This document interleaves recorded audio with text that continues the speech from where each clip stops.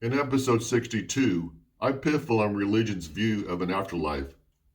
In Judaism, the Torah makes little reference to life after death, but over time, two ideas have emerged.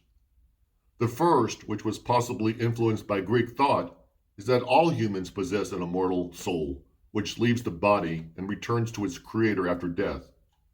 The second, which is believed to have originated in Persia, is that one day the dead will be resurrected, possibly body and soul together. There are also Jewish writings which make the claim that people's souls depart their bodies after death, but will reunite with the body again at the resurrection. There is another rabbinic teaching which is closely linked to this idea.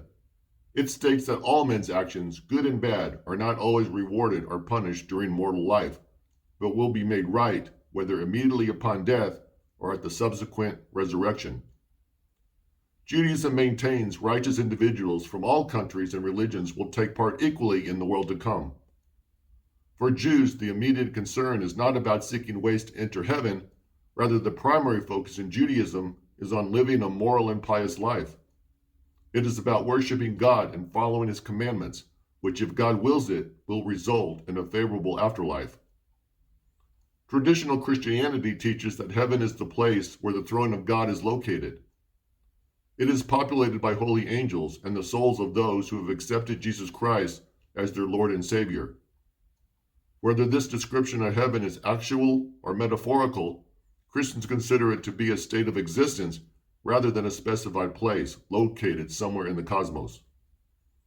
Christianity also teaches that heaven is a temporary abode, where those righteous souls who have been redeemed through Christ will reside until eventually they will be resurrected from the dead. In Islam, the Quran contains many references to an afterlife.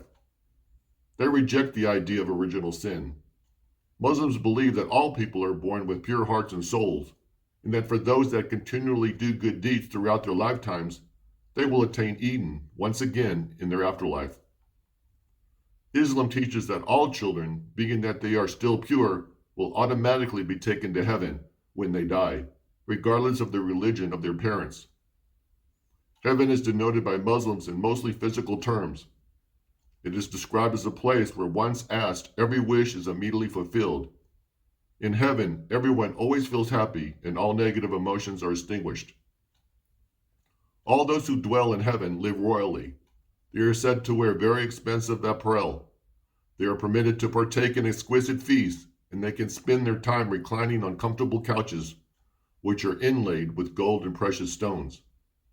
Inhabitants of heaven will rejoice in the company of their families and close friends.